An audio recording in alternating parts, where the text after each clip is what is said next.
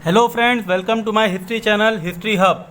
जैसा कि हमको पता है कि अभी पीजीटी की परीक्षा एकदम सर पे है, ज़्यादा समय बचा नहीं है, तो हमको अभ्यास करने की ज़रूरत है। आज मैं प्राचीन भारत के कुछ 50 एमसीक्यूज़ करवाऊंगा और ये एमसीक्यूज़ भले ही 50 हैं लेकिन ये 200 के बराबर होंगे, ये मेरी गारंटी है। और मैं इन सभी एमसीक्यूज़ के जितने भी ऑप्शन हैं सबका अच्छे से पूरा का पूरा व्याख्या करूँगा। तो शुरू से लेके अंत तक हमारे साथ बने रहें, क्योंकि ये एमसीक्यूज़ बहुत इंपॉर्टेंट हैं। प्राचीन भारत में बहुत लोगों को समस्या होती है और पीजीटी में अभी स्टैंडर्ड काफ़ी अप हो गया है क्वेश्चंस का। आपने हाल ही में जो टीजीटी का एग्ज़ाम हुआ उसके प्रश्न देखे होंगे, काफ़ी टफ और काफ़ी डीप क्वेश्चन पूछे गए हैं। तो मैंने यहाँ पे वन लाइनर्स बहुत सारे ऐसे फैक्ट्स उठाए हैं जो कि बहुत ज़्यादा इंपॉर्टेंट और बहुत ज़्यादा पूछे जाते हैं। तो चलिए समय नष्ट ना करते हुए हम अपना आज का सत्र शुरू करते हैं पहले प्रश्न के साथ। पहला प्रश्न है हमारा, निम्नलिखित में से कौन सी दो नदियों के बीच की भूमि ब्रह्मवर्त कहलाई? तो भारत में बहुत अलग अलग भूमियों के नाम दिए गए थे ऋग्वेद में, और ये ब्रह्मवर्त के बारे में पूछ रहा है। ऑप्शन है पहला दृशद्वती और सरस्वती नदी, दूसरा है सरस्वती और सह्यू नदी, तीसरा है सुतुद्री और विपाशा नदी, और चौथा है गंगा और यमुना। तो अगर हम देखें तो जो दृशद्वती नदी है इसको आज की तारीख में हाकरा नदी कहते हैं, और ये दृशद्वती और सरस्वती नदी के बीच की जो भूमि थी उसको ही ब्रह्मवर्त कहा गया है। और इस सरस्वती नदी की काफ़ी ज़्यादा प्रशंसा हुई है ऋग्वेद में, और इसको नदीत्मा कहा गया है। नदीत्मा यानी कि नदियों में श्रेष्ठ इसको बोला गया है, नदीत्मा। तो ये यहाँ से एक बहुत ही महत्वपूर्ण तथ्य निकल के आता है। यहाँ से प्रश्न भी बन सकता है कि नदीत्मा किसे कहा गया है। तो नदीत्मा जो है वो सरस्वती नदी को नदीत्मा कहा गया है और सबसे श्रेष्ठ इसको कहा गया है। और गंगा और यमुना के बीच का जो क्षेत्र था उसको ब्रह्मर्षि, यानी कि ये जो ऑप्शन डी में हमको दिया हुआ है, हो सकता है यहाँ से जो क्वेश्चन है पलट के आ जाए। कभी ऐसा भी होता है कि ऑप्शन में से ही क्वेश्चन बन जाते हैं। तो गंगा और यमुना से आपके पूछ सकते हैं आपसे, क्योंकि ये प्रश्न पहले पूछा जा चुका है ब्रह्मवर्त के बारे में। दृशद्वती और सरस्वती नदी के बीच की भूमि को कहते हैं। हो सकता है आपसे अगले समय में गंगा और यमुना के बारे में पूछ लें, तो गंगा और यमुना के बीच का जो क्षेत्र है उसको हम कहते हैं ब्रह्मर्षि।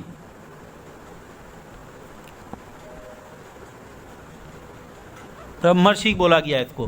तो ये इसकी पूरी की पूरी व्याख्या है। और अगर कई बार प्रश्न ऐसे भी आते हैं कि आपसे नदियों के पुराने नाम आपको दे दिए जाएंगे और उसके आधुनिक नाम आपसे पूछे जाएंगे। तो ये जो सुतुद्री नदी है, ये आज की जो सतलज नदी है उसको सुतुद्री बोला गया है।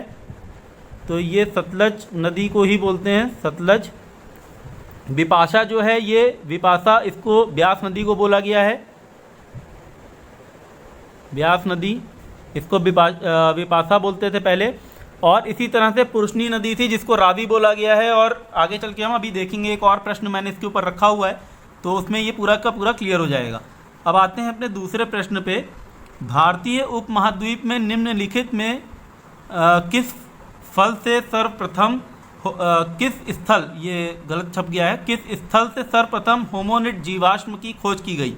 तो ये हमारा जो प्रश्न है ये प्री हिस्ट्री से है, मतलब स्टोन एज से प्रश्न पूछा गया है।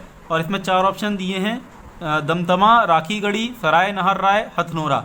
अच्छा, ये प्रश्न एक बार नेट में भी आ चुका है एग्ज़ाम में, और एक बार ये पीजीटी में भी आ चुका है पहले, और एक बार ये प्रश्न जो है ये हिमाचल के पीजीटी में भी पूछा गया था। तो ये सेम का सेम प्रश्न एज इट इज़ आया है ऑप्शन के साथ। तो ये प्रश्न इसीलिए काफ़ी इंपॉर्टेंट है, इसलिए मैंने इसको यहाँ पर उठाया है। और इसका जो आंसर होगा वो होगा हथनोरा। हथनोरा जो जगह है ये डॉक्टर अरुण सोलंकिया, यदि आप लोगों ने नाम सुने हो तो हो सकता है कभी आपसे प्रश्न, मैंने जैसे बताया ऑप्शन के अंदर से भी निकल के आ जाता है, तो हो सकता है आपसे ये ना पूछ के बल्कि ये पूछ ले कि हथनोरा से कौन से इतिहासकार जुड़े हुए हैं। तो डॉक्टर अरुण सोलंकिया हैं जो हथनोरा से जुड़े हुए हैं, और ये निम्न पुरा पाषाण काल का स्थल है। और यहाँ से ये जो स्थल है ये एमपी के नर्मदा घाटी में स्थित है ये स्थल, और यहाँ से मानव खोपड़ी प्राप्त हुई है। और इसी तरह से शिशु का एक कपाल 2001 में प्राप्त हुआ था उदई नाम की जगह से। तो ये भी थोड़ा सा मुझे याद आ गया तो मैंने सोचा आपको बता दूं। उदई नाम अगर पूछते हैं तो वहाँ से शिशु कपाल प्राप्त हुआ है। और हथनोरा से हमको मानव की पूरी खोपड़ी यानी कि जो जीवाश्म होमोनिड का सर्वप्रथम हमको हथनोरा से मिलता है। अच्छा, ये दमदमा इन्होंने दिया हुआ है, दमदमा के बारे में थोड़ा बता देता हूँ आपको। ये दमदमा से हमको हाथी दांत की लटकन मिलती है। और राखीगढ़ी जो है ये सिंधु घाटी का नगर है, हरियाणा। और इसके अलावा जो सराय नहर राय दिया हुआ है, ये सराय नहर राय उत्तर प्रदेश में है। और यहाँ से हमको युद्ध के प्राचीनतम साक्ष्य मिलते हैं, क्योंकि यहाँ पे जो शव मिले हैं उसके सीने में एक तीर घुसा हुआ पाया गया। तो ये ऐसा बोला जाता है कि यहाँ पे युद्ध के प्रथम साक्ष्य मिलते हैं। तीसरा प्रश्न देखते हैं हम, भारत में पूरा पाषाणिक उपकरण सर्वप्रथम कहाँ से मिला है। अब ये प्रश्न थोड़ा सा अच्छे से पढ़ने लायक है। ये आपसे ये नहीं पूछ रहा कि सबसे पुराना कहाँ से मिला है, ये पूछ रहा है सबसे पहले आपको कहाँ से मिला है। ऑप्शन दिया है हल्लूर, पल्लवरम, कुरनूल और टेक्कलकोटा। तो जो सबसे पहला हमको पाषाणकालीन उपकरण मिला है वो हमको मिला है पल्लवरम से। पल्लवरम जो है ये बता देता हूँ आपको, मद्रास के पास है, मद्रास। और यहाँ पे 1863 में रॉबर्ट ब्रूस फूट नाम के एक व्यक्ति थे, अंग्रेज थे। इनको यहाँ से सर्वप्रथम एक हस्त कुठार मिला है, हैंड एक्स मिला है। तो ये इसका आंसर हो जाएगा पल्लवरम। चौथा क्वेश्चन है हमारा, भारत में प्राचीनतम चूल्हे का पुरातात्विक अवशेष कहाँ से मिला है। तो ये चूल्हे के बारे में पूछ रहा है, सबसे पुराना कहाँ से मिला है। तो सबसे पुराना जो है वो हमको मिला है बिलासपुरग्राम से। बिलासपुरग्राम जो है ये है हमारा आंध्र प्रदेश में, कुरनूल नाम की जगह है आंध्र प्रदेश में, कुरनूल जिला है कुरनूल। यहाँ पे बिलासपुरग्राम नाम की जगह है जहाँ से हमको प्राचीनतम चूल्हे का साक्ष्य मिलता है। तो इसका आंसर हो जाएगा बिलासपुरग्राम। पांचवा प्रश्न हड़प्पा संस्कृति के ऊपर है और धोलावीरा, जैसे मैंने आपको बताया पहले भी जो हमारे लेक्चर हुए थे, अगर आपने नहीं देखे हो तो देख सकते हैं। हमने अभी भारतीय कला और संस्कृति के ऊपर अपनी श्रृंखला शुरू की थी, जो मैंने अभी होल्ड पे रख दी है पीजीटी एग्ज़ाम की वजह से। तो वहाँ पे हमने धोलावीरा के बारे में आपको बताया, थोड़ा जिक्र किया था। धोलावीरा को अभी हाल ही में यूनेस्को वर्ल्ड हेरिटेज साइट घोषित किया गया है, तो इस पर प्रश्न बनना लाजमी है। और इसी के ऊपर ये प्रश्न है हमारा, हड़प्पा संस्कृति स्थल धोलावीरा भारत के किस राज्य में है। तो ये बहुत ही आसान सा प्रश्न है, भारत के किस राज्य में पूछा गया है। और ऑप्शन दिया है राजस्थान, हरियाणा, उत्तर प्रदेश और गुजरात। इसका सीधा सीधा आंसर गुजरात हो जाएगा। लेकिन धोलावीरा के बारे में थोड़ी सी जानकारी देना चाहता हूँ आपको। धोलावीरा जो है ये अपने जल संसाधन प्रबंध के लिए, मतलब अपने water reservoir management, water management के लिए काफ़ी ही फेमस है। और यहाँ की जो सबसे ख़ास बात यह है कि अगर आप बाकी हड़प्पा कालीन नगर का अध्ययन करेंगे तो वहाँ पे आपको नगर दो भागों में बटा मिलेगा, यानी कि एक सिटाडेल होगा और एक लोअर टाउन होगा, यानी कि एक किला होगा ऊपर और एक निचला क्षेत्र होगा। यहाँ पे जो धोलावीरा है ये 3 स्तर पे बांटा गया है। तो धोलावीरा का जो विभाजन है वो 3 स्तर पे किया गया है, यानी कि एक उचला नगर है, एक मध्य नगर है और एक निचला नगर है। तो ये इसकी एक खासियत है। और इसको आर.एस. भिष्ट नाम के जो इतिहासकार हैं या पुरातत्व विशेषज्ञ हैं, आर.एस. भिष्ट, उन्होंने इसकी खोज की थी। तो ये थोड़ी सी जानकारी है धोलावीरा के बारे में। चलिए अब अपने अगले प्रश्न पे चलते हैं। छठे प्रश्न, ये भी हड़प्पा कालीन स्थल के ऊपर है और ये हड़प्पा कालीन स्थल की मुद्रा में बाघ से लड़ता हुआ व्यक्ति अंकित कहाँ मिलता है हमको, ये हमसे प्रश्न पूछ रहा है। पशुपति आपको याद होगा, उसमें बाघ का अंकन मिलता है, मगर लड़ता हुआ व्यक्ति नहीं है, वो पशुपति की मुद्रा है। उसमें भगवान शिव का बोला गया है ऐसा कि भगवान शिव को अंकित किया गया है, उनका जो प्रारंभिक रूप है, ऐसा जॉन मार्शल बताते हैं हमको। लेकिन ये जो बात कर रहा है, ये कर रहा है बाघ से लड़ता हुआ व्यक्ति किस पे अंकित है। तो ये बाघ से लड़ता हुआ व्यक्ति जो हमें ऑप्शन दिए हैं उसमें मोहनजोदाड़ो, राखीगढ़ी, कालीबंगा और बनवाली है। इसका आंसर मोहनजोदड़ो है। लेकिन इसके साथ साथ ये हमको एक जगह और है हड़प्पा काल में जिसका नाम है लोथल। ये हमको ऐसी जो सील है एक वहाँ से भी मिलती है, लोथल से। तो ये बस आप थोड़ा सा नोट कर लीजिएगा कि ऑप्शन में केवल मोहनजोदड़ो था, लेकिन अगर ऑप्शन में दोनों होते तो शायद इसका आंसर कोड में होता और वहाँ पे हमको लोथल और मोहनजोदड़ो दोनों को ही टिक करना होता। सातवां प्रश्न अब हमारा थोड़ा सा वैदिक काल की तरफ आते हैं। तो सातवां प्रश्न है, ऋग्वेद के कई परिच्छेदों में, यानी कि बहुत सारे अनुच्छेदों में किसके लिए अघन्य शब्द का प्रयोग किसके लिए किया गया है। अघन्य शब्द, अघन्य का मतलब बता देता हूँ आपको, जिसको हानि ना पहुँचाई जाए या जिसको मारना वर्जित बोला गया है, मारना नहीं चाहिए, जिसको मारना मना है इसको। और अघन्य बोला गया है पुरोहित, महिलाएं, गाय या ब्राह्मणों को। तो अघन्य जो है वो ऋग्वैदिक काल में गायों को बोला गया है, इनको मारना नहीं चाहिए ऐसा बोला गया था। और इसके लिए ऋग्वेद में गाय का 176 बार उल्लेख मिलता है हमको, और इसी के साथ हमको पिता का उल्लेख 335 बार मिलता है और इंद्र का 250 बार मिलता है। तो इंद्र इसीलिए बोला गया है ऋग्वेद में, इंद्र सबसे ज़्यादा महत्वपूर्ण देवता थे, और इंद्र के बाद हमको जो जिस देवता का सबसे ज़्यादा उल्लेख मिलता है वो है अग्नि। तो ये थोड़ा सा इन्फॉर्मेशन के लिए है, कभी कभी पूछ लिया जाता है कि ऋग्वेद में सबसे ज़्यादा उल्लेख किसका हुआ है, तो सबसे ज़्यादा उल्लेख हुआ है पिता का, और गाय का 176 बार उल्लेख हुआ है, और इसको अघन्य बोला गया है, यानी कि इसको मारना वर्जित बोला गया है। 8वां प्रश्न जो है ये भारतीय 16 संस्कारों के ऊपर है। 16 संस्कार जैसे बोले जाते हैं कि 16 संस्कार होते हैं भारत की, इसमें कला और साहित्य में हम पढ़ते हैं। तो इसमें पूछा है प्रथम संस्कार कौन सा है। ऑप्शन दिया है पुंसवन, नामकरण, गर्भाधान या जातकर्म।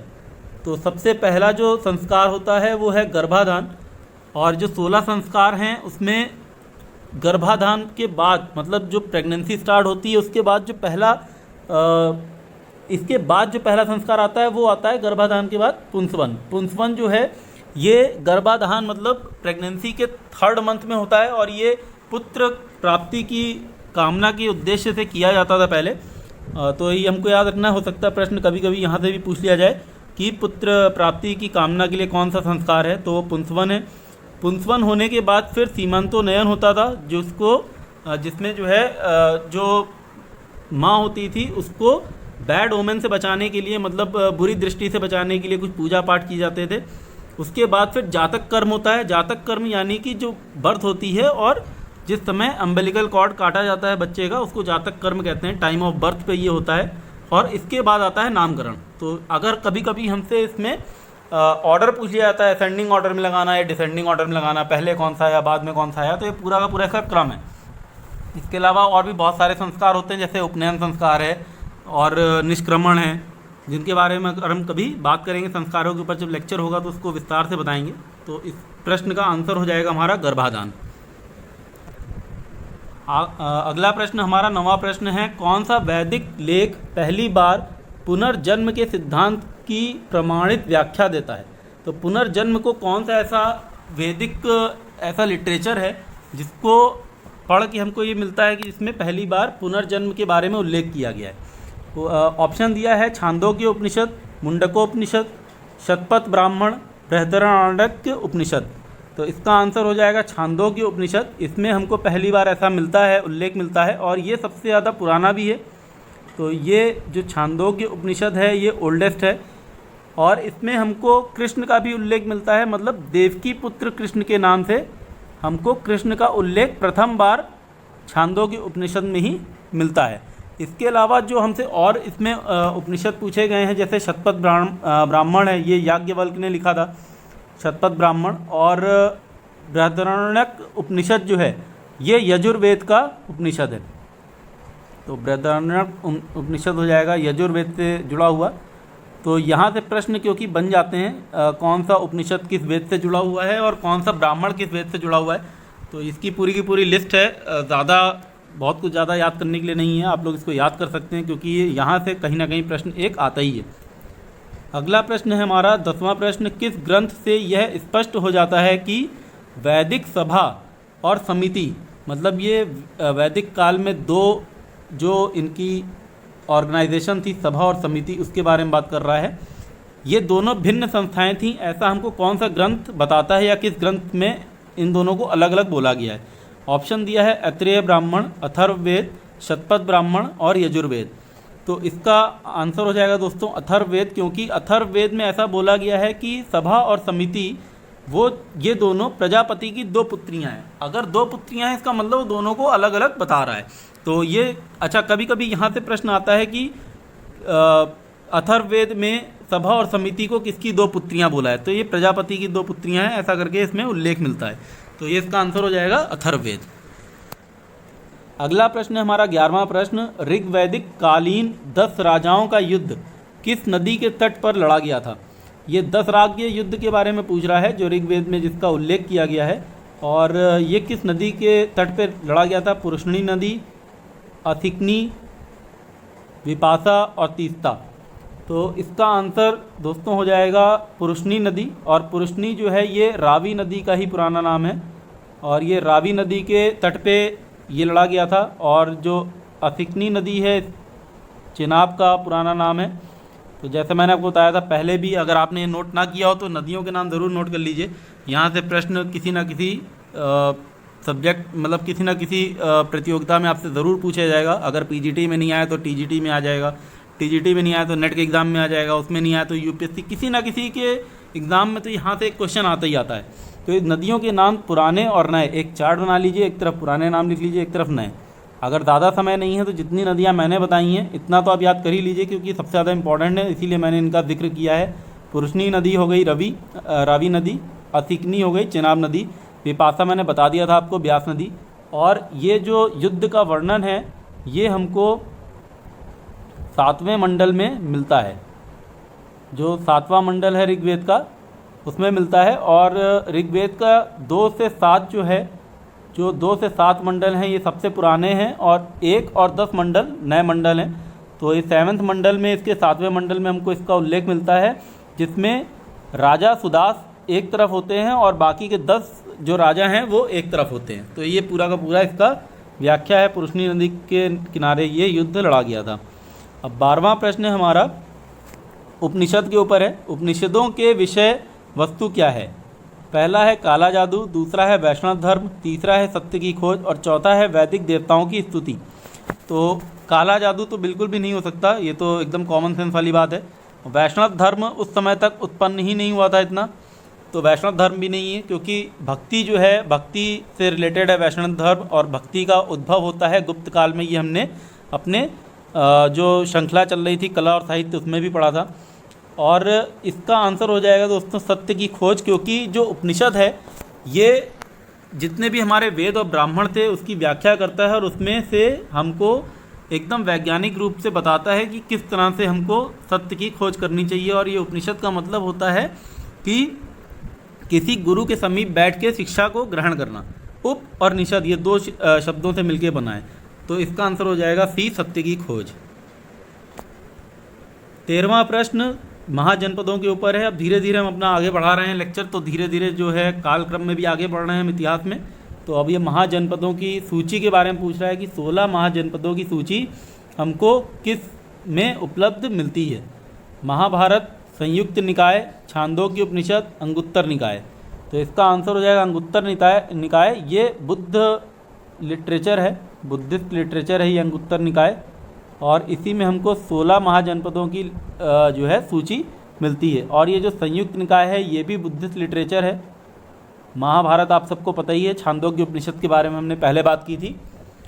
चलते हैं अपने 14वें प्रश्न पे। 14वां प्रश्न है द्वितीय बुद्ध समिति किसके शासन में हुई? और 4 बुद्ध समिति हुई हैं, पहली, दूसरी, तीसरी, चौथी। तो ये हमसे दूसरी के बारे में पूछ रहा है, द्वितीय बुद्ध समिति किसके शासनकाल में हुई? तो दूसरी ऑप्शन दिया है अजातशत्रु, अशोक, कालाशोक, कनिष्क। तो जो दूसरी बुद्ध समिति है वो कालाशोक के समय में होती है, अजातशत्रु के समय में पहली होती है, फर्स्ट। और ये पहली कहाँ पे होती है हमको ये भी याद रखना है, क्योंकि ये जो बुद्ध समिति से अगर प्रश्न आएगा तो आपसे या तो ये पूछेगा कि पहली कहाँ हुई, या पूछेगा किसके काल में हुई। तो पहली राजगृह में होती है, राजगृह में होती है अजातशत्रु के काल में, दूसरी कालाशोक के काल में होती है, और तीसरी जो कालाशोक के काल में कहाँ होती है? वैशाली में। तो ये हमको याद रखना, जगह के नाम भी याद रखना बहुत ज़रूरी है, कहाँ कहाँ हुई है। तो दूसरी हो गई कालाशोक के समय वैशाली में, तीसरी होती है अशोक के समय में। अशोक के समय में कहाँ होती है? पाटलिपुत्र में।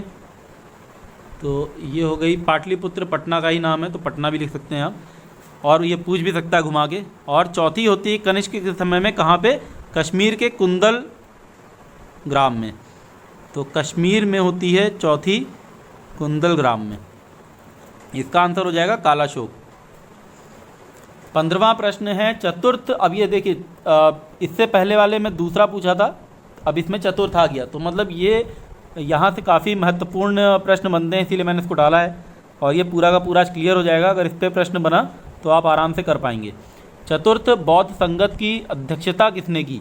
अब जैसे मैंने आपको बताया कि दो तरह के सवाल बनते हैं कि किसके शासनकाल में हुई या कहाँ पे हुई। तीसरे तरह का प्रश्न ये भी बनता है कि किसने उसमें अध्यक्षता की। तो ये चौथी बौद्ध समिति के बारे में पूछ रहा है, किसने उसकी अध्यक्षता की। ऑप्शन दिया हुआ है अश्वघोष, वसुमित्र, धर्मरक्षित और पार्श्व। तो इसकी जो अध्यक्षता की थी वो वसुमित्र ने की थी, और अश्वघोष जो थे वो यहाँ पे डिप्टी का रोल प्ले कर रहे थे। मतलब यहाँ पे जो ये अश्वघोष थे ये उपाध्यक्ष थे इसके। और जो पहली हुई थी, पहली जो बौद्ध संगत हुई थी अजातशत्रु के समय में, उसके कौन थे? उसके थे महाकश्यप। तो पहली वाली का भी हमको नाम याद रखना है, महाकश्यप। महाकश्यप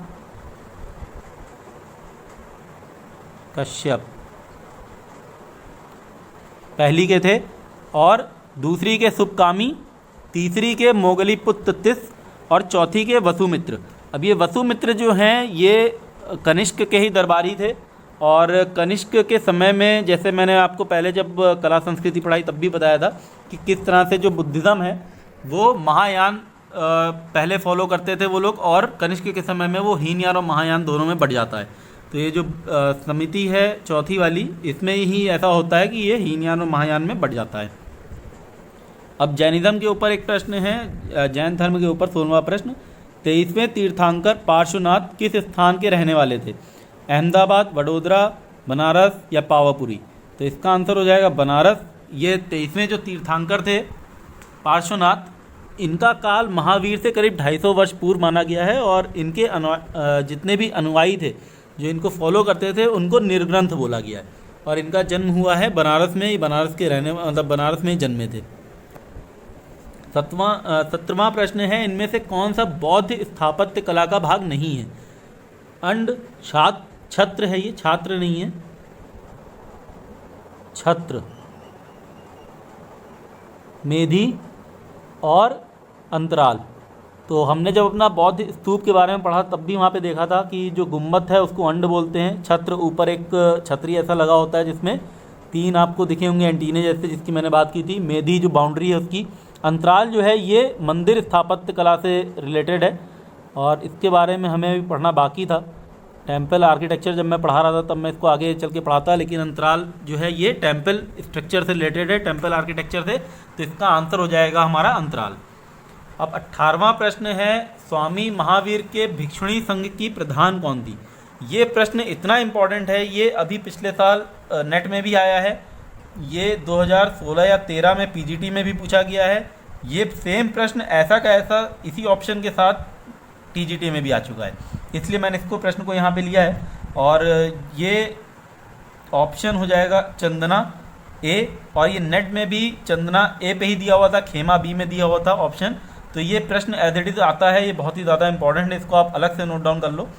स्वामी महावीर के समय में जो भिक्षुणी संघ की कौन सी महिला थी, महिला जो थी वो कौन सी इसकी प्रधान थी? तो चंदना है। 19वां प्रश्न है, बुद्ध चरित किसकी रचना है? अब ये साहित्य के बारे में है, प्राचीन भारत के साहित्य बुद्ध चरित, जिसको एक तरह से बुद्ध धर्म में अगर आप देखें तो इसको बुद्ध धर्म का रामायण भी बोला जाता है। ऑप्शन में दिया है हरिसेन, अश्वघोष, वसुमित्र और कालिदास। तो इसका आंसर है अश्वघोष। अश्वघोष जो है ये भी कनिष्क के दरबार में था, और अश्वघोष ने बुद्ध चरित के अलावा 2 और बहुत ही सुंदर रचनाएं की हैं। एक है सौंदरानंद,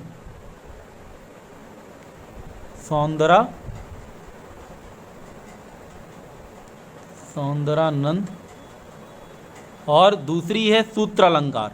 तो अश्वघोष की कभी कभी रचनाएं पूछी जाती हैं। बुद्ध चरित तो बहुत ही इंपॉर्टेंट और फेमस है, इसके अलावा हो सकता है और भी पूछ लें, कोड में आंसर डाल दें। तो ये हो जाएगी, इसका आंसर हो जाएगा अश्वघोष।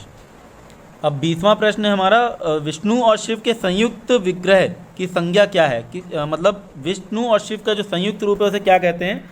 हरिहर, महेश्वर, अर्धनारीश्वर या विष्णु लेकेश्वर?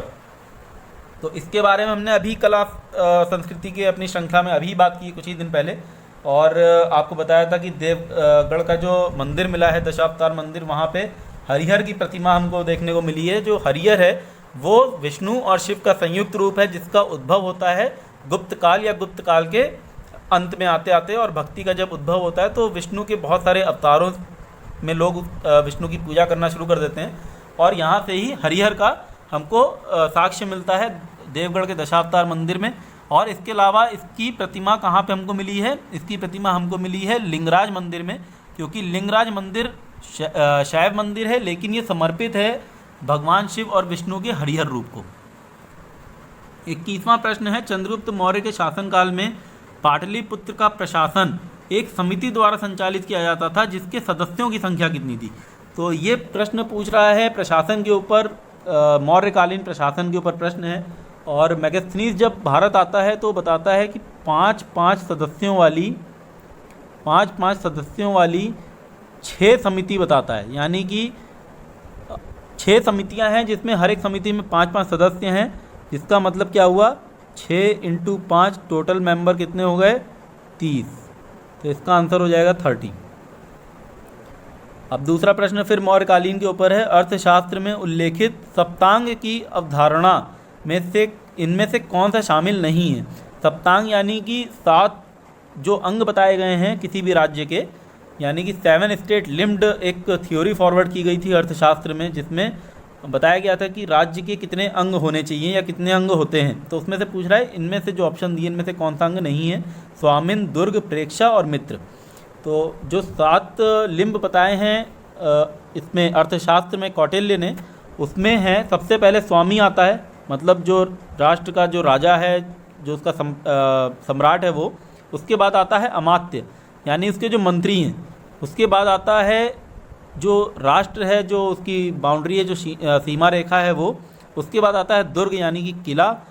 और उसके बाद 3 और आते हैं जिनका नाम है दंड, कोष और मित्र। कोष यानी कि जो ट्रेजरी होती है, मित्र यानी कि जो फ्रेंड और आपके जितने भी जिनसे आपकी ट्रीटीज़ चल रही हैं। तो इसका ऑप्शन हो जाएगा प्रेक्षा। प्रेक्षा इसमें से नहीं है सप्तांग में, बाकी स्वामिन, दुर्ग और मित्र हैं। 23वां प्रश्न है हमारा, मौर्यों की अवधि में पूर्वी तटीय प्रमुख पोर्ट कौन सा रहा है? मतलब आपसे पूछ रहा है कि मौर्य के समय में जो ट्रेड होता था सी रूट से, उसमें आपका ईस्टर्न वाला जो पोर्ट है वो कौन सा है? सोपारा, ताम्रलिप्ति, चंद्रनगर या इनमें से कोई नहीं? तो ये जो पोर्ट है ताम्रलिप्ति है, ये बंगाल स्थित पोर्ट था, और उस समय मौर्यों के समय में काफ़ी ज़्यादा ये फला फूला हुआ था, और काफ़ी यहाँ से ट्रेड होते थे। जितने भी ट्रेड सी रूट से होते थे ईस्टर्न कोस्ट से, वो सारे के सारे ताम्रलिप्ति से ही होके गुजरते थे। 24वां प्रश्न है, इनमें से कौन कंटक शोधन से संबंधित था? कंटक शोधन जो शब्द है यहीं से क्लियर हो जाएगा ऑप्शन। मैं आपको बता देता हूँ थोड़ा सा। कंटक यानी कि कांटे की बात कर रहा है, कांटे को निकालना। तो कांटा निकालना मतलब क्या हुआ? कांटा निकालना मतलब किसका काम हुआ? न्यायपालिका का ही काम हुआ, क्योंकि न्यायपालिका ही झगड़े सुलझाएगी। तो एक कंटक शोधन का सीधा सीधा काम किससे जुड़ा हुआ है? न्यायपालिका से। तो इस तरह से अगर आप याद करेंगे तो ये याद करने के लिए बहुत आसान है। कंटक शोधन जहाँ पे आया है वो न्यायपालिका से जुड़ा हुआ है। 25वां प्रश्न ले लेते हैं, इनमें से कहाँ वृषभ शीर्ष वाला अशोक स्तंभ स्थित है? तो जैसे मैंने आपको जब अशोक के जो पिलर्स पढ़ाए थे और उसकी रचना बताई थी, तो बताया था कि ये प्रश्न जो है इस तरह से बहुत आता है, और मैंने एक पूरी की पूरी सूची दी थी आपको कि कहाँ पे किस शीर्ष में कौन सा पशु आपको देखने को मिलता है। तो सारनाथ में हमने बात की थी 4 हाथियों की, 4 लॉयंस, जो पीठ से पीठ सटाए बैठे हैं, और जहाँ से आपका राष्ट्रीय चिन्ह भी लिया गया है, और उसके नीचे सत्यमेव जयते लिखा है, जिसको मुंडकोपनिषद से लिया। इसके बारे में हमने बहुत अच्छे से बात की थी। इसका आंसर हो जाएगा आपका रामपुरवा, जहाँ से वृषभ है। संकिसा में जो है वो हंस मिलता है आपको, और सांची में फिर से आपको लॉयन मिलता है। तो इसका आंसर हो जाएगा हमारा रामपुरवा। अब 26वां प्रश्न बराबर पर्वत क्षेत्र के बारे में बोल रहा है, अशोक ने किसको दान में दिया था? तो ये भी हमने पढ़ा था, अशोक ने ये आजीविक जो संप्रदाय था उसको दान में दिया था। और इसके साथ साथ आगे चल के दशरथ भी होता है, इसका जो पौत्र है, बराबर और नागार्जुनी की गुफाओं के बारे में हमने पढ़ा था। तब इसके बारे में बताया था कि अशोक और दशरथ इन्होंने आजीवक जो संप्रदाय है उनको दान में दिया था, तो इसके लिए इनको लाभ दिया गया था। 27वां प्रश्न है, किस राजवंश ने शीशे के सिक्के चलाए? अब सिक्के छूट गया, इसमें कॉइन्स की बात कर रहा है। सिक्के किसने चलाए थे शीशे के? मौर्य, सातवाहन, पश्चिमी क्षत्रप या गुप्त? मौर्योत्तर काल में अगर हम देखें तो हमको पंच्ड मार्क कॉइन मिलते हैं जो कि चांदी के थे। पंच्ड मार्क चांदी के थे। सातवाहन के समय में हमको शीशे के सिक्के देखने को मिलते हैं, और ये जो सातवाहन है ये दक्षिण में क्योंकि चांदी की कमी है इसलिए यहाँ पे शीशे के सिक्के जो है यहाँ पे ये बनाने शुरू करते हैं, और हमको उदाहरण मिलता है सातवाहन काल के समय में। अभी 28वां प्रश्न है, इनमें से कौन सा मंदिर खजुराहो में नहीं है? अब देखिए मंदिर के ऊपर प्रश्न है, और ये मंदिरों के ऊपर प्रश्न आते हैं, ये पीजीटी में ही आया हुआ क्वेश्चन है एक साल। और इसमें ऑप्शन दिया हुआ है दशावतार मंदिर, 64 योगिनी, चतुर्भुज, कंदरिया महादेव। कौन सा खजुराहो में नहीं है? खजुराहो मतलब एमपी की बात कर रहा है मोटे मोटे तौर पे। तो दशावतार मंदिर हम ऑलरेडी पढ़ चुके हैं अपने कला और संस्कृति के टेम्पल के जो लेक्चर था उसमें, पहले ही लेक्चर में मैंने इसके बारे में बात की थी। और ये झांसी में है, यूपी के झांसी में है। झांसी में एक जगह है देवगढ़, देवगढ़ का दशावतार मंदिर जो शिखर का, जिसमें प्राचीनतम साक्ष्य हमको मिलता है, मतलब शिखर का उद्भव हमको देखने को मिलता है, और शिखर वाला ये प्राचीनतम मंदिर है दशावतार मंदिर देवगढ़, जो कि भगवान विष्णु को समर्पित है। 29वां प्रश्न है, इनमें से किस क्षेत्र में चंद्रगुप्त प्रथम का शासन नहीं था? ध्यान देने के लिए बात है, पूछ रहा है नहीं था, है नहीं पूछ रहा है। ऑप्शन दिया है प्रयाग, साकेत, वैशाली, मगध। तो इसका आंसर हो जाएगा वैशाली। और चंद्रगुप्त की बात कर रहे हैं तो थोड़ा सा तो बता देता हूँ, चंद्रगुप्त जो है ये गुप्त वंश की बात कर रहा है, और चंद्रगुप्त 319 पे जब शासन करना शुरू करता है, यहीं से गुप्त संवत भी माना गया है, और इसी गुप्त संवत को वल्लभी संवत भी बोला है। अलबेरूनी जब आया था भारत तो अलबेरूनी ने इसको गुप्त संवत को वल्लभी संवत भी बोला है। तो यहाँ से एक प्रश्न और भी बन जाता है कि गुप्त संवत किसके नाम पे है, या कब से शुरू होता है, या वल्लभी संवत। 30वां प्रश्न फिर गुप्त काल के ऊपर है। गुप्त काल में भक्ति लिख दिया गलती से, ये भुक्ति है। भुक्ति क्या था? भुक्ति जो है ये प्रशासन के ऊपर पूछ रहा है, किस तरह से राज्य को बांटा गया था, तो उसमें भुक्ति क्या था? जो भुक्ति था, पूरे साम्राज्य को बांटा गया था छोटे छोटे राज्यों में, और राज्यों को ही भुक्ति बोला है। और जब इनका और विभाजन हुआ आगे चल के, तो राज्य से जो प्रोविंस है, जैसे आज की डेट में अगर हम देखें तो अगर हम गुप्त काल को माने कि पूरा भारत गुप्त काल है, तो उत्तर प्रदेश को हम बोल देते हैं राज्य है, यानी कि एक भुक्ति है। उसके बाद विषय होता है, भुक्ति के आगे जो है जब बांटा गया तो उसको विषय में बांटा गया, यानी कि जो जिला है, जैसे आप बोल सकते हैं लखनऊ या कानपुर जिला। उसके बाद फिर इस जिले को, यानी कि इस विषय को बांटा गया विथी में, विथी बोला गया इसको, जिसको हम बोलते हैं तहसील। आधुनिक काल में अगर हम देखें तो तहसील है। उसके बाद विथी हो गया, आगे चल के छोटे छोटे गाँव में, यानी कि ग्राम में विभाजित हो गया। तो इसका आंसर हो जाएगा राज्य। भुक्ति जो है वो राज्य के एक तरह से अनुपात में आता है।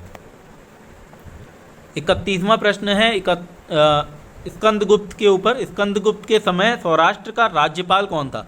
ये प्रश्न काफ़ी इम्पोर्टेंट है, महत्वपूर्ण है, क्योंकि जो सौराष्ट्र है वो बहुत ज़्यादा इसलिए इम्पोर्टेंट हो जाता है क्योंकि वहाँ से हमको रुद्रदामन का एक अभिलेख मिला है, जूनागढ़ अभिलेख मिला है। और इसका आंसर हो जाएगा पर्णदत्त। चंद्रगुप्त के समय में पर्णदत्त था। इसमें एक और ऑप्शन दिया हुआ है तुषाश्क। ये तुषाश्क जो है ये अशोक के समय में था। तो यहाँ से भी प्रश्न बन जाता है, इसीलिए मैं आपसे बोल रहा था ऑप्शन जो है वो पढ़ना ध्यान से बहुत ज़रूरी है, क्योंकि प्रश्न जो पूछे गए हैं पिछले सालों में उनके ऑप्शन में से भी प्रश्न बना के आयोग डाल देता है। 32वां प्रश्न है गुप्त काल में सर्वाधिक विकास किस धर्म का हुआ? अब ये तो एकदम हलवा प्रश्न है, आप लोगों को बड़े आराम से पता चल जाएगा, क्योंकि जिस समय गुप्त काल का उद्भव होता है, मैंने आपको पहले बताया, मंदिरों का उद्भव होता है, भक्ति का उद्भव होता है। तो जैन और बौद्ध धर्म में तो है नहीं ऐसा, ऐसी जो मान्यता है भक्ति की ये पौराणिक धर्म यानी कि ब्राह्मण धर्म से ही शुरू होती है। तो इसका आंसर हो जाएगा पौराणिक धर्म, या यहाँ पे अगर दिया होता ब्राह्मण धर्म तो इसमें ब्राह्मण धर्म हम इसको लगा सकते थे। 33वां क्वेश्चन है कालिदास के संस्कृत नाटकों में स्त्री और तथाकथित शूद्र चरित्र जो है वो किस भाषा में बात करते थे। मतलब कालिदास के जो जितने भी नाटक होते हैं जो संस्कृत में वो लिखते थे, उसमें वो शूद्रों से और स्त्रियों के जो डायलॉग होते थे वो किस भाषा में बुलवाते थे। तो इसका आंसर हो जाएगा दोस्तों हमारा प्राकृत भाषा, क्योंकि जितने भी जो उच्च कोटि के लोग थे, ऐसा माना जाता है कि कालिदास का जो युग था उस समय गुप्त युग था, तो जितने भी उच्च कोटि के लोग थे वो बोलते थे संस्कृत भाषा, और जितने उसके नीचे की कोटि के लोग हैं वो सारे के सारे प्राकृत बोलते थे। तो इसका आंसर हो जाएगा प्राकृत भाषा। अब 34वां प्रश्न है, वह गुप्त शासक जिसने हुणों को पराजित किया। तो हुणों को पराजित करने वाला गुप्त शासक है समुद्रगुप्त, चंद्रगुप्त द्वितीय, या कुमारगुप्त, या स्कंदगुप्त। तो इसका आंसर हो जाएगा स्कंदगुप्त। स्कंदगुप्त जो है वो गुप्त शासक है जिसने हुणों को पराजित किया, और यहाँ से अब स्कंदगुप्त के बाद ही जो गुप्त साम्राज्य है वो काफ़ी क्षति उसको पहुँचती है और वो ढहने लगता है धीरे धीरे, और उसकी जो इकनॉमी है वो गिरने लगती है। सिक्के जो उसके हैं वो हम देखते हैं किस तरह से उसके सिक्कों में मिलावट शुरू हो जाती है, स्कंदगुप्त के काल से ही शुरू हो जाती है, जो कि क्योंकि हुणों का इतना आक्रमण हो रहा होता है। और ये जो कालिदास है ये आपके लिए बहुत ज़्यादा इंपॉर्टेंट है। कालिदास के बहुत सारे ग्रंथ हैं जिसको हमें याद रखना है, जैसे अभिज्ञान शकुंतलम है, मेघदूतम है, और बहुत सारे इसके और भी ग्रंथ हैं जो आपको एक तो इसके ग्रंथ याद कर लीजिए कौन कौन से हैं, क्योंकि ये परीक्षा की दृष्टि से महत्वपूर्ण तो हैं, और इसमें बहुत सारी ऐसी चीज़ें हैं जो परीक्षा में पूछी जाती हैं। तो कालिदास के जितने भी लिखे हुए संस्कृत के ग्रंथ हैं वो आप एक नोट डाउन करके रख सकते हैं, क्योंकि इसमें से प्रश्न आता है। 35वां क्वेश्चन है अभिलेख के ऊपर है। इसमें से किस अभिलेख में सूर्य मंदिर के प्रमाण का उल्लेख मिलता है। तो सूर्य मंदिर की बात कर रहा है, इसके सूर्य मंदिर के प्रमाण का उल्लेख कौन से अभिलेख में मिलता है। ऐहोल अभिलेख, मंदसौर अभिलेख, एरन अभिलेख और बांसखेड़ा अभिलेख। तो इसका आंसर है मंदसौर अभिलेख। लेकिन हम पहले बात कर लेते हैं बाकी जो जितने भी अभिलेख हैं उसके बारे में। एरन अभिलेख से हमको प्रथम साक्ष्य मिलता है सती प्रथा का, और बांसखेड़ा अभिलेख जो है ये आपके हर्षवर्धन के साथ इसका ताल्लुक है। अब मंदसौर के ऊपर आते हैं, तो मंदसौर जो अभिलेख है ये है कुमारगुप्त का। कुमारगुप्त प्रथम का मंदसौर अभिलेख है, और ऐसा बोला जाता है कि इस अभिलेख में जो रेशम उद्योग था उस काफ़ी जो एकदम निम्न स्तर पर जा रहा था उसका भी ये साक्ष्य देता है, क्योंकि रेशम उद्योग वाले जो है नुकसान के कारण पश्चिम सीमा से मूव करके, मतलब वेस्टर्न का जो पार्ट था वहाँ से मूव करके बुनकर जो है उनकी पूरी की पूरी श्रेणी दक्षिण गुजरात से पलायन करके मंदसौर में आ जाती है, वहाँ पे आके बस जाती है, और इसी श्रेणी ने इस सूर्य मंदिर को बनाया है, ऐसा उल्लेख मिलता है। तो इसका आंसर हो जाएगा मंदसौर। 36वां प्रश्न है हमारा भूराजस्व के ऊपर।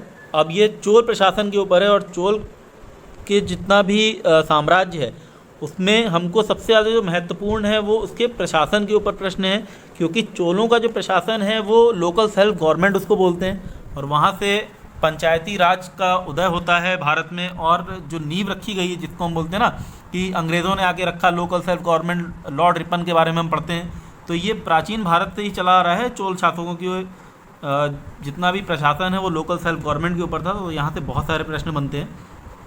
भू राजस्व निर्धारण के लिए किस चोल शासक ने अपने राज्य में भूमि सर्वेक्षण कराया।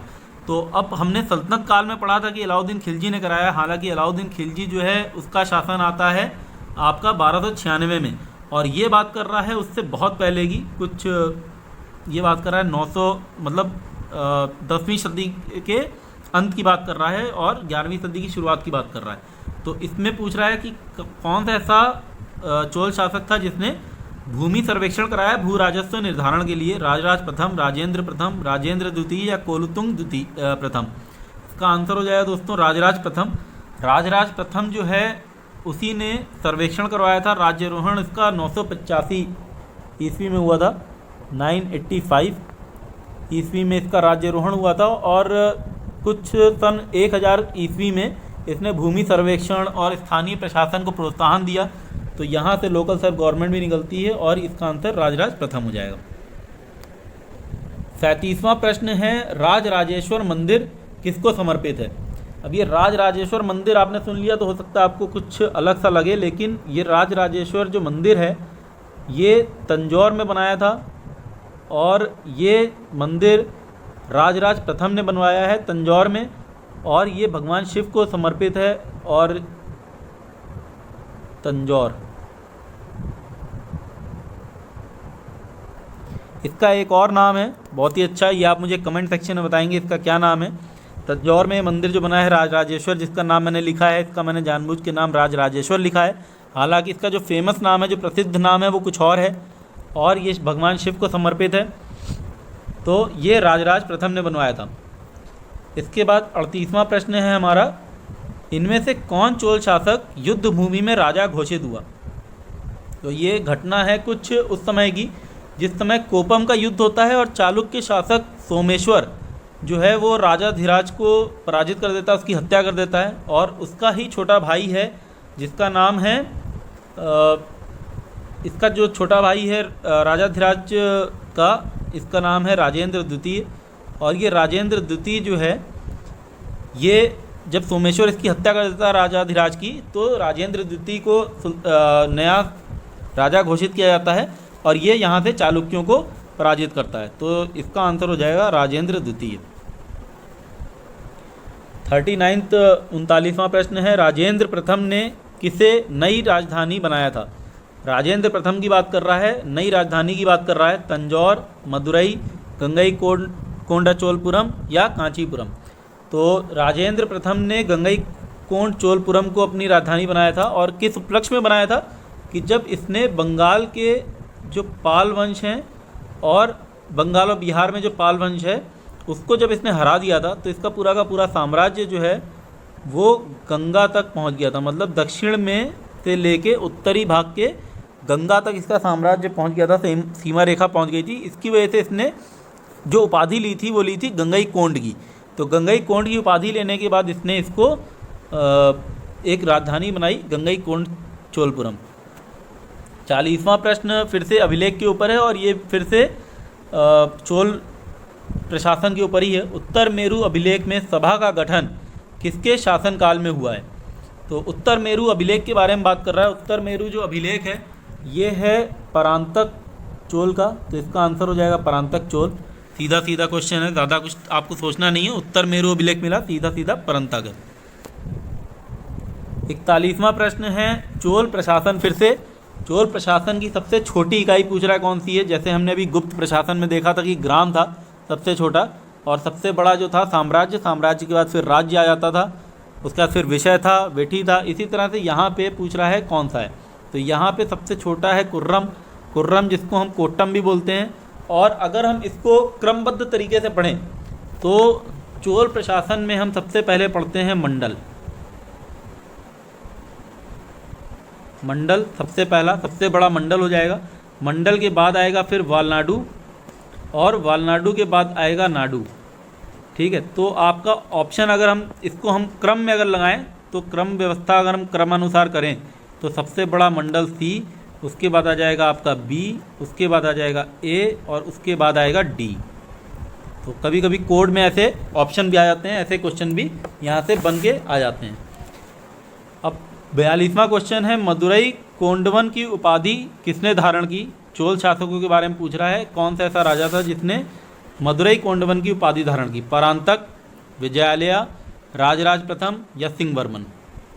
तो इसका आंसर हो जाएगा दोस्तों परांतक, क्योंकि परांतक ने पांड्य राज को हराया था, और पांड्य राज को हराने के बाद, क्योंकि पांड्य जो राज्य था उसको हराने के बाद इसने उपाधि ली थी मदुरई, क्योंकि पांड्य राज की जो राजधानी है वो मदुरई थी, तो मदुरई कोंड की इसने उपाधि ली थी परांतक ने। 43वां क्वेश्चन है किस चोल शासक ने चीन में अपने व्यापारिक दूत भेजे? राजराज, राजेंद्र, कोलुतुंग या इन सभी ने? तो जो चीन के साथ इनके जो व्यापारिक संबंध थे वो सभी चोलों के थे, तो राजराज भी इसका आंसर है, राजेंद्र भी है, कोलुतुंग भी है। इस तरह से इसका आंसर हो जाएगा सभी। तो जो जितने भी ये शासक थे, राजराज, राजेंद्र, इन्होंने तो भेजे ही भेजे। कोलुतुंग ने कुछ एक इसका उल्लेख भी मिलता है कि 72 व्यापारी भेजे थे, मतलब 72 ट्रेडर्स का एक पूरा का पूरा ग्रुप भेजा था इसने चाइना, कोलुतुंग ने। 44वां प्रश्न है, इनमें से कौन सा अभिलेख अशोक द्वारा जारी नहीं किया गया? ध्यान दीजिएगा, नहीं दिया गया पूछ रहा है। कौन सा ऐसा अभिलेख है जो अशोक ने नहीं जारी किया? जूनागढ़, भबरू, सारनाथ, रामपुरवा। तो ये मैंने आपको शुरू में ही बता दिया। जूनागढ़ जो है ये किसका अभिलेख है? रुद्रदामन का। जूनागढ़ अभिलेख हम पढ़ते हैं रुद्रदामन का, और इसमें ब्राह्मी लिपि में ही लिखा गया है और संस्कृत का प्राचीनतम अभिलेख है। हालांकि इसमें थोड़ा सा विवाद है कि प्राचीनतम संस्कृत अभिलेख इसको बोलें या एक और अभिलेख है, लेकिन अभी तक जूनागढ़ को ही माना गया है संस्कृत का मिला हुआ प्राचीनतम अभिलेख, और ये ब्राह्मी लिपि में है और ये रुद्रदामन का है। 45वां प्रश्न है, अशोक के किस उत्तराधिकारी ने देवानम प्रिया की उपाधि का प्रयोग किया? अब क्योंकि अशोक ने भी इस उपाधि का प्रयोग किया था, देवानम प्रिया, तो ये पूछ रहा है कि अशोक के अलावा और किसने इस उपाधि का प्रयोग किया है? तो ये है दशरथ, उसका जो पौत्र है उसने इसका प्रयोग किया, और अशोक और दशरथ दोनों ने ही आजीवक संप्रदाय को नागार्जुनी और बराबर की गुफाओं का दान दिया था। 46वां प्रश्न है, गाथा सप्तशती किसकी रचना है? चंद्रगुप्त विक्रमादित्य, सातवाहन शासक हाल की, हर्षवर्धन की या धर्मपाल की? तो ये जो गाथा सप्तशती है ये है प्राकृत भाषा में लिखी हुई है, और ये सातवाहन शासक हाल की एक रचना है, और इसको बहुत ज़्यादा इसका श्रेय दिया जाता है कि इसने साहित्य में काफ़ी ज़्यादा योगदान दिया, सातवाहन शासक है हल। और इसका एक प्रधानमंत्री था जिसने श्रीलंका पे अटैक किया, श्रीलंका को जीता उसने, और ये जो सातवाहन शासक हल है इसने श्रीलंका की राजकुमारी लीलावती से विवाह किया। फिर तो लीलावती से विवाह करता है, और इसकी रचना है गाथा सप्तशती। अब इसके अलावा इसके साथ और भी एक बहुत महत्वपूर्ण तथ्य जुड़ा हुआ है। एक किताब की हमको सूचना मिलती है इसके समय, बृहद कथा, जिसके रचयिता हैं गुणाद्य। तो बृहद कथा के रचयिता गुणाद्य जो हैं ये जो शासक है हाल, इन्हीं के समकालीन थे, और इस कथा के बारे में, मतलब इस रचना के बारे में भी कई बार पूछा जाता है प्रश्न, गुणाद्य की रचना कौन सी है या बृहद कथा किसकी रचना है? तो ये इसलिए महत्वपूर्ण है पुस्तक क्योंकि ये जो बृहद कथा जो रची गई है गुणाद्य द्वारा, इसका बहुत ज़्यादा इसके ऊपर कमेंट्री हुई है, टीका टिप्पणी हुई है, और बहुत सारी और भी पुस्तकें बनी इसके आगे चल के, जैसे कि क्षेमेंद्र ने बृहद कथा मंजरी लिखी और सोमदेव ने कथा सरित सागर लिखी। ये दोनों की दोनों पुस्तक जो है वो बृहद कथा के ऊपर ही टीका है। इसके अलावा एक तीसरी पुस्तक और भी है बुद्ध स्वामी की, जिसका नाम है बृहद कथा लोक। तो अगर आप इस लेक्चर को सुन रहे हो तो इसको पॉज करके आप लिख सकते हैं, क्योंकि यहाँ से प्रश्न बनता है। बृहद कथा मंजरी क्षेमेंद्र की है, सोमदेव की कथा सरित सागर है, और बुद्ध स्वामी की बृहद कथा लोक है। और ये तीनों की तीनों पुस्तक जो हैं ये टीका हैं गुणाद्य की बृहद कथा पे, और गुणाद्य जो है वो सातवाहन शासक हाल का समकालीन है। 47वां प्रश्न है, इनमें से किसने अपने राज्य में मदिरा का उत्पादन बंद कर दिया था? अब हमने सल्तनत काल में पढ़ा था कि मदिरा का उत्पादन बंद करने वाला प्रथम सुल्तान था अलाउद्दीन खिलजी, लेकिन ये बात कर रहा है बहुत पहले की, ये प्राचीन भारत की बात हो रही है। और इसमें ऑप्शन दिया है हर्षवर्धन, धर्मपाल, कुमारपाल या भोज। तो इसका आंसर हो जाएगा कुमारपाल, क्योंकि कुमारपाल को एक जैन थे हेमचंद्र जैन विद्वान थे। इन्होंने कुमारपाल को जैन धर्म में दीक्षित किया था, और जैन धर्म में क्योंकि ये धारणा है बहुत ज़्यादा अहिंसा पे बल दिया जाता है, और मद्य निषेध इन्होंने कर दिया था। उसके बाद मांस मच्छी सब कुछ बंद करवा दिया था। 48वां प्रश्न है, पुलकेशिन का ऐहोल प्रशस्ति किससे संबंधित है? अब ये हमने जैसे ऐहोल अभिलेख पढ़ा था, मैंने इसीलिए उसको वहाँ पे छोड़ दिया था क्योंकि मुझे पता आगे एक प्रश्न है। अब ये ऐहोल प्रशस्ति किससे संबंधित है? तो पुलकेशिन जो है ये खुद चालुक्य शासक है, और पुलकेशिन द्वितीय की बात हो रही है। और ये ऐहोल जो प्रशस्ति है ये इसकी लिखी है किसने? रवि कीर्ति ने। रवि कीर्ति जो है इसका कोर्ट पोएट है रवि कीर्ति। और रवि कीर्ति ने एक जैन मंदिर है मेगुती का जैन मंदिर, उसके ऊपर इस पूरी की पूरी प्रशस्ति को लिखा है। और इसमें पुलकेशिन के विजय जो अभियान है उसका उल्लेख मिलता है हमको, और इसी में हमको ये उल्लेख मिलता है कि पुलकेशिन ने किस तरह से जो हर्षवर्धन है उसकी दक्षिण यात्रा को रोक दिया और उसको नर्मदा नदी के पार नहीं करने दिया उसको, और नर्मदा नदी के तट पर उसको हरा दिया। तो यहाँ पे पुलकेशिन के हर्षवर्धन के ऊपर विजय का हमको बहुत ज़्यादा उल्लेख मिलता है, इसीलिए इसको प्रशस्ति बोला गया है, प्रशंसा है पुलकेशिन द्वितीय की। अभी हमारे आज की आखिरी स्लाइड है, 2 प्रश्न बचे हैं। इनमें से किसने भागवत उपाधि धारण की थी? नाम है डायनोसियस, हेलियोडोरस, मेगास्थनीस, प्लिनी। ये सारे के सारे भारतीय नहीं हैं, ये सारे के सारे ग्रीक हैं और ये बाहर से आए थे। इनमें से ऑप्शन हो जाएगा हेलियोडोरस। और इसके बारे में थोड़ा सा बता दूं, शुंग वंश का जब अंतिम शासक था भागभद्र, जब शुंग वंश अगर आपने पढ़ा होगा तो आपने इसके बारे में पढ़ा होगा, भागभद्र के बारे में। भागभद्र जब शासन कर रहा था उस समय हेलियोडोरस आता है, और ये ग्रीक शासक एंटियाक्लिदास नाम का एक ग्रीक शासक था, उसका ही ये दूत था जिसने यहाँ पे आके भारत में आके भागवत धर्म धारण कर लिया था और भागवत उपाधि धारण की थी। और इसने यहाँ पे एक गरुड़ स्तंभ स्थापित किया था, गरुड़ पिलर बोलते हैं उसको, गरुड़ स्तंभ इसने स्थापित किया था और खुद की उपाधि ली थी भागवत की। विदिशा में है ये गरुड़ पिलर, और उपाधि लेके ये भागभद्र के समय में आया था। तो ये इसका पूरा का पूरा व्याख्या है। 50वां क्वेश्चन हमारा आखिरी का क्वेश्चन है। अगर आप शुरू से लेके अभी तक जुड़े हुए हैं तो आपको ज़रूर बहुत सारी चीज़ें जानने को मिली होंगी। ज़्यादा नहीं, बस आधा एक घंटे की बात है। 1 घंटे में ही पूरा का पूरा हमने एंशिएंट को कवर किया किसी तरह, और हम कोशिश करेंगे आगे मध्यकालीन भारत को भी कवर करेंगे और इसी तरह हम मॉडर्न को भी कवर करेंगे। तो ये हमारा आखिरी प्रश्न है। सिंधु घाटी को मैंने फिर से लेके आया हूँ। सिंधु घाटी की सभ्यता इनमें से किसके समकालीन नहीं थी? मिस्र, मेसोपोटामिया, चीन की सभ्यता या क्रीट की सभ्यता? तो इसका आंसर हो जाएगा चीन की सभ्यता, क्योंकि मेसोपोटामिया और मिस्र के साथ उनके ट्रेड चलते थे। उनका जो व्यापार है वो होता था। मेसोपोटामिया में सील मिली हमको बहुत सारी, क्रीट की भी समकालीन थी, लेकिन चीन की सभ्यता के समकालीन नहीं माना गया सिंधु घाटी सभ्यता को। तो ये हमारे आज के पूरे 50 प्रश्न थे। उम्मीद करता हूँ आपको पसंद आए होंगे, और इस चैनल को अगर आपने लाइक अभी तक नहीं किया, सब्सक्राइब नहीं किया तो सब्सक्राइब कर लीजिए, क्योंकि आने वाले समय में हम पीजीटी, क्योंकि परीक्षा एकदम सर पे है और पीजीटी के 50-50 करके ऐसे और भी क्वेश्चन आते रहेंगे, और ये प्रश्न बहुत ही महत्वपूर्ण है, बार बार किसी ना किसी परीक्षा में आते रहे हैं, इसलिए मैंने इनको यहाँ पे उठाया है। तो मिलता हूँ आपसे अगले लेक्चर में, तब तक के लिए धन्यवाद।